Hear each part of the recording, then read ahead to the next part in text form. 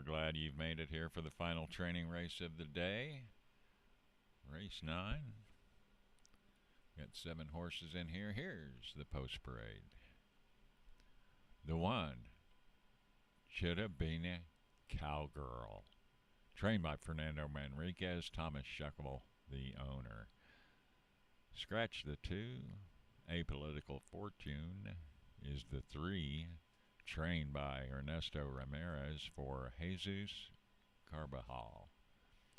BTD Royally Fun is owned by Brighton DeWald, Fernando Manriquez, the trainer. The 5, Seaside Sun, owned by Esmael Donato, the trainer, Valerie Torres. The 6 is Rito Sosa's Dolls Flying Higher, trained by Josa Gamaz. The 7, Tatcha Sparklin' Eye. Brooklyn Owens owns the 7 horse. Kevin Goodnight is the conditioner. And the 8, Dashin' Mav, owned and trained by Michael Pittman. And Jim Byers has stood it, got here, has been here the whole day. We always enjoy his take on things, and here he is for the 9th race. Jim? All right, thanks a lot, Keith.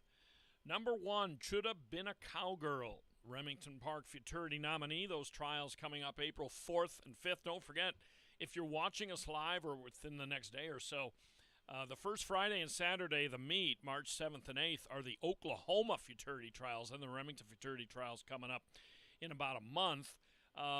Should Have Been a Cowgirl is a Remington Futurity nominee, a $42,000 Ruidoso Select Yearling Sale purchase. Had a decent work on February 15th here, 61st best out of 159. But the notable thing about the number 1 filly, she's by Flying Cowboy 123, the double champion from Cartel's Sign of Mine, who was undistinguished on the track, but is a half-sister to Grade 1 winner Mr. PYC to you and the remarkable broodmare Signs Zoomer. Number 3, Apolitical Fortune, is a granddaughter of Cartel's Fortune, who won 7 of 16 and $128,000. The 4, BTD Royally Fun, had a rapid work for that filly on February 15th. 8th best out of 159 out of the gate at 250 yards. Another one to watch is from the first crop of the brilliantly fast Eagles Fly Higher. That's the 6, Dolls Flying Higher. Remington Futurity eligible. The 7, Tatcha Sparklin' Eye, had a pretty good work, 50th best out of 159 on February 9th. That was 11.90 handily out of the gate at 220. 16th fastest out of 56 that day. And one other yearling sale note, the 7, Tatcha Sparkling Eye, a $21,500 Heritage Place purchase. In goes Dashin' Mav on the outside. All in line for the final. And they're off. Pretty good start. A rocky break for the 5, Seaside Fun. As the 3, Apolitical Fortune coming on. Here comes BDT, and up on the outside, Dolls Flying Higher. And Dolls Flying Higher is up to win it. Note to self in the future, if this BTD Royally Fun runs, that is a mouthful.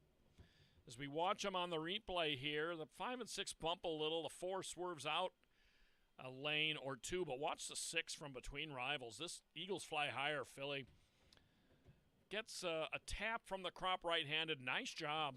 5-4 won the finish, with Should Have Been a Cowgirl third, but nice job by the 6 here.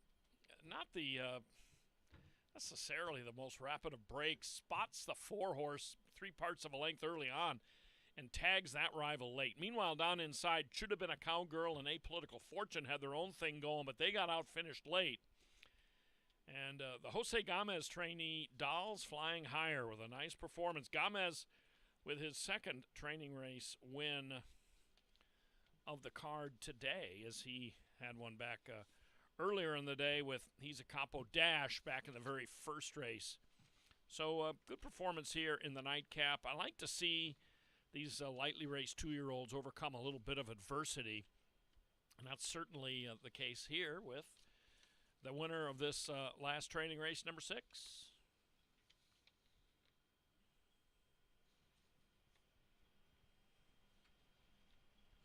And it's not been decided 100% if there'll be training races next week. Keep an eye on OQHRA.com for that information, whether or not they'll be running training races next week.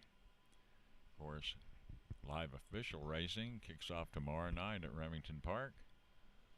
You know, it's a good time in springtime or summer to go to the horse races and see some of the best quarter horses in the country. And we'd like to